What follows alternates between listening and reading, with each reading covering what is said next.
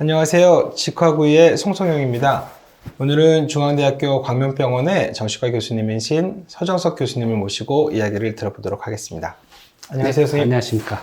나와주셔서 초대해 주셔서 감사합니다. 예. 선생님 간단하게 소개를 좀 해주시면. 네. 저는 지금 현재 중앙대학교 광명병원 작년에 오픈했습니다. 그래서 새로 오픈한 병원에서 정신과 과장으로 지금 일을 하고 있고요.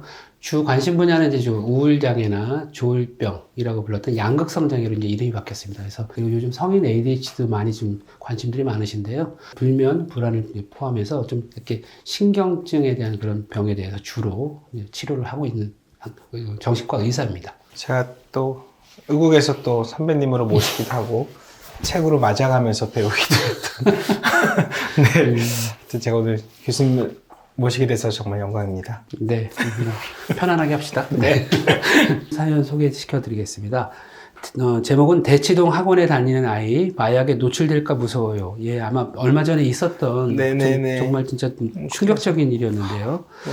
안녕하세요. 저는 중학생 아이를 둔 부모이자 직장인입니다. 아이의 공부를 위해 학원을 보내고 있는데 맞벌이 부부다 보니 아이를 100% 봐줄 수가 없어서 이번 일로 걱정입니다. 제가 하는 일은 강도도 높고 야근이 잦아 아이를 잘 챙기지 못하고 있습니다. 그러다 보니 학원을 막 이렇게 데리고 오는 것도 좀 버거운 상황입니다.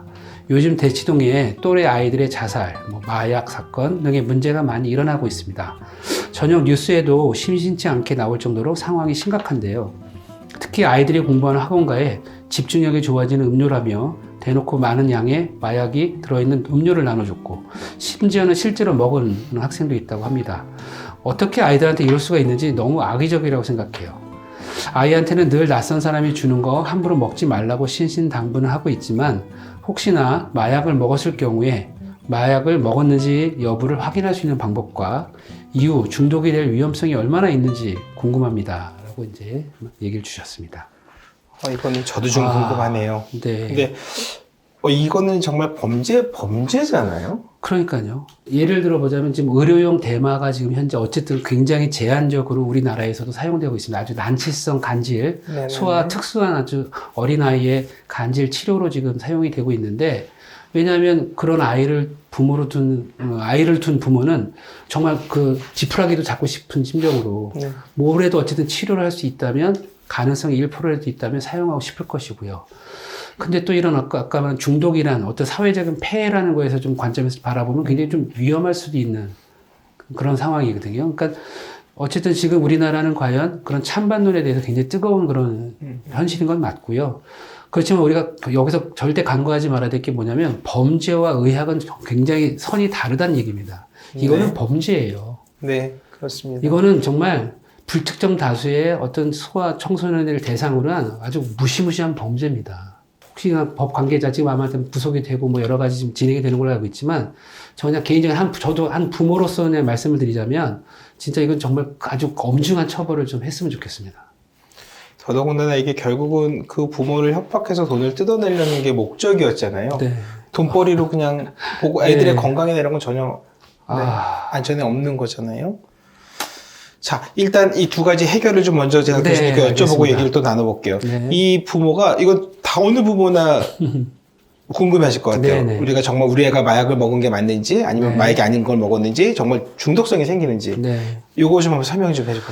그러니까 일단 이게 참 어려운 게 우선 좀 전제 조건을 말씀드리고 싶은 건 우리가 이제 어쨌든 저도 과학자니까 의사이기 전에 이제 과학적인 방법을 갖고 이제 연구를 하고 그 임상 결과에 따라서 우리가 치료에도 적용을 하는 응용과학자입니다. 근데 과연 이 연령대 학생을 대상으로 마약을 갖고 연구를 할 수가 있을까요?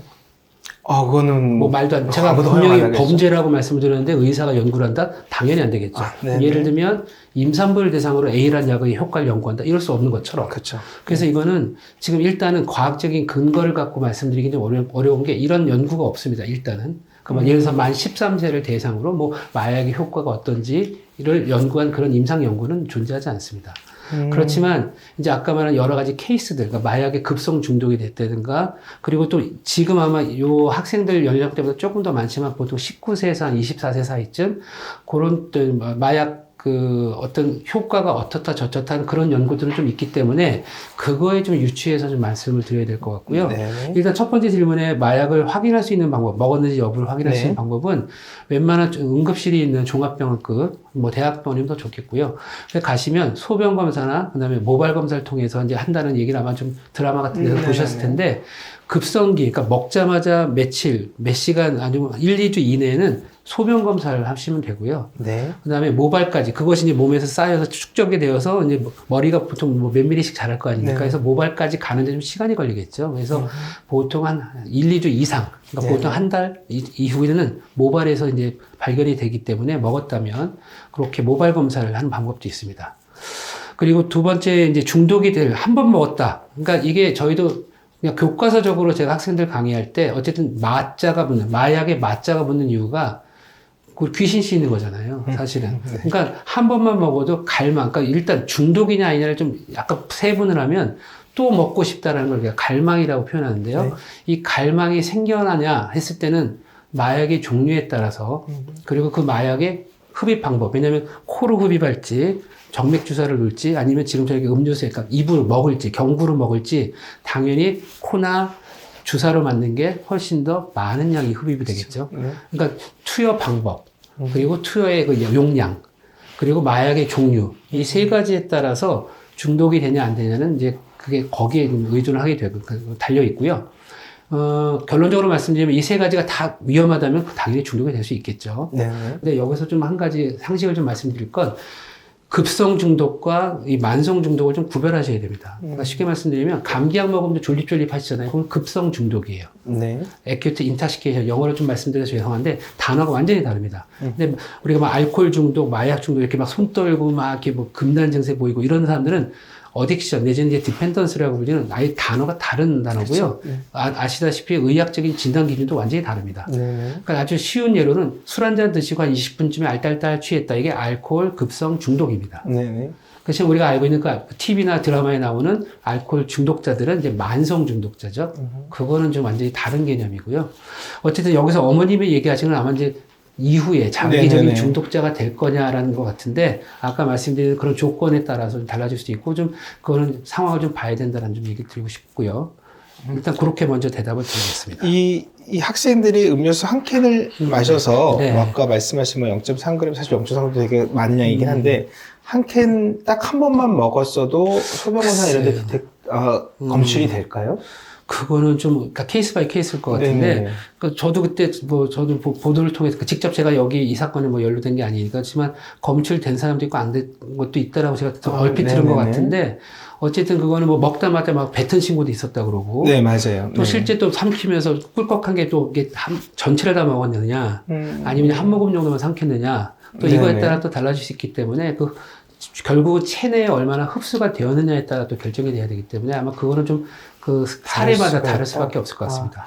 이 사건이 딱 터지고 저도 이제 의사협회 일을 하면서 제가 이제 모 기자분이 통화를 하셨어요. 그래서 이게 아이들한테 ADHD도 들고 정신 뭐 집중이 잘 되는 약이라고 음료수를 줬다는 거죠. 그래서 그때 제가 전화로 통화를 하면서 물어보시는 게 ADHD가 의존성이 있느냐?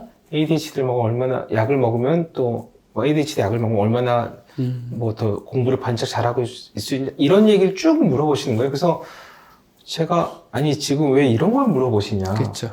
이게 지금 범죄가 일어났고 어른이 아이를 상대로 큰 범죄를 일으켰는데 왜 이런 내용을 물어보시고 있으시냐고 제가 답변을 했던 적이 있었거든요. 그러니까 ADHD 치료제의 어떤 오남용을 얘기하고 싶었던 것 같아요. 그러니까요. 그 기자는. 네. 근데 네네. 사실 전혀 초점이 좀 안 맞는 거죠. 그럼요. 네.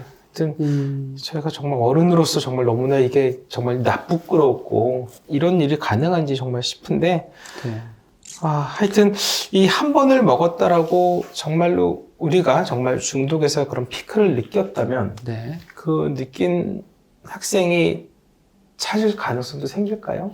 사실 그게 걱정스러운 그렇죠. 것 그게 같아요. 제일 우려하는 부분이기도 하고, 그러니까 앞으로 또 우리 이제 이 음료수를 마셨던 학생들을 좀 잘 관리해야 되는 이유가 감시나 이게 아니라 치료적 목적으로, 만약 문제가 있을 수 있으면 치료적 목적으로 접근을 해야 되는 거지, 아까 말한 뭐 범죄나 이런 쪽 어떤 정치적이나 법적인 그런 접근은 절대 좀 아니라고 생각하고요. 이런 연구는 있습니다. 그러니까 그 아까 잠깐 그 얘기 나와서 그런데 어쨌든 정신 자극제 중에, 그러니까 지금 암페타민, 우리가 필로폰이라고 부르는 게 아마 메스암페타민 성분이 있고, 우리가 알고 있는 그 암페타민의 이제 사촌들이 이제 그런 마약류들인데, 이 약물들을 드시면 도파민이 증가가 됩니다. 도파민이 증가가 되는 가장 여러분들이 제일 잘 아시는 병이 바로 조현병이죠. 그래서 이런 암페타민 계열의 약을 과다 복용해서 아까 급성 중독이 되면 조현병하고 되게 유사한 상태가 됩니다. 도파민이 또 하는 일이 승합제, 혈압을 높이는, 그러니까 뇌혈관을 수축시키는 일을 하거든요. 자, 그렇다면 한창 성장기 어린이나 아니면 청소년기의 뇌혈관을 수축을 시킨다면, 그러니까 뭔가 이렇게 원활하지 않게 인위적으로 뭔가 자꾸 약물에 의해서 조작을 한다면 제일 우려되는 건 바로 이제 뇌 발달에, 네. 뇌 자체도 이제 혈관을 통해서 이제 영양분을 공급받을 텐데, 그런 혈류의 어떤 변동이 생긴다면 결국은 뇌 발달에 문제가 될 것이다라는 연구는 몇 가지 있습니다. 우리가 의료용으로 쓰고 있는 약물의 뇌혈관 혈류에 대한 연구들이 좀 있는데, 네. 그 대신 그 연구들의 결과도 어쨌든 그때 너무 이제 아직 나이들이 굉장히 좀 유연할 나이잖아요. 네, 그래서 네, 네. 좀 더 장기적으로 두고 봐야 되겠다라는 게 결론이긴 한데, 좀 일시적인 효과로는 뇌 혈류에 분명히 영향을 어느 정도 미친다고는 되어 있습니다. 그래서 이런 좀 다른 비근한 연구의 어떤 그 근거를 대서 좀 유추해서 해석해 본다면, 아마 이번 일은 두 가지가 문제일 게, 소위 말하는 그 약물을 한창 뇌가 발달하는 시기에 접했다는 거. 이게 어떤 영향을 줄지 좀 걱정이 되는 부분이 있을 수가 있고요. 그러니까 그게 아마 어머님들이 얘기하는 중독이라는 부분도 그게 한 부분이 될 거고. 그렇다면 다행인데, 아시다시피 이 시기에 뇌는 굉장히 낭창낭창하거든요. 플렉서빌리티가 아주 유연성이 높다 보니 그걸 좀 잘 이겨내고 원래 발달 궤도로 올라갈 가능성이 물론 제일 높겠지만, 또 만약 아까 같이 이제 좀 그렇지 못한 아이가 있다면 그건 좀 좋은 치료 쪽으로 이제 잘 연계를 해야 되는 거고. 그 다음에 마지막으로 드리고 싶은 말씀은, 이위 어떻든 이제 이런 것들이 트라우마가 좀 안 됐으면 좋겠어요. 그러니까 이 아이들이 사실은 어떻게 보면 희생자인데, 두 번, 세 번의 어떤 반복된 어떤 좀 트라우마를 겪지 않기를 좀 바라는 마음입니다. 경찰은 이 마셨던 상대 아이들이 누군지 다 알고 있을 텐데, 네. 그 아이들을 아까 교수님 말씀하셨던 것처럼 경찰이 따라붙어서 감시하는 게 아니고, 그렇죠? 이 아이들이 나중에 마약 사범이 될까를 쳐다보는 눈은 절대로 안 될 거라고 저는 생각하고, 이 아이들이 혹시나 어떤 증상을 느꼈을지, 또 트라우마가 될 수 있을지, 그렇죠. 이런 것들에 대한 우리가 치료적인 접근은 어른들이 충분히 해줘야 될 것이라고 저는 생각이 되네요. 어른들이 정말 책임져야 될 문제입니다. 네네. 하여튼 너무나 나쁘끄러운 일이 벌어졌는데, 하여튼 이 사연을 주신 분, 하여튼 이 마신 양이나 상황이나에 따라 다 다를 수 있기 때문에 검출이 안 될 수도 있는 거고, 그러니까 검출이 될 때까지 계속 검사를 하고 다니실 필요는 없을 것 같고. 그렇죠. 이제 반감기라는 게 있기 때문에 할 몇 번 해서 안 나오면 이제 없는 겁니다. 그러니까 너무 걱정 안 하셔도 될 것 같아요. 거기에 대해서 너무 큰 걱정 안 하셨으면 좋겠습니다. 우리가 중독에 대해서 저희 의사들이 또 치료적인 접근으로 많이 노력들 하고 계시니까, 맞습니다. 필요하시면 언제든지 도움을 또 구하셨으면 좋겠습니다. 네, 감사합니다. 고맙습니다.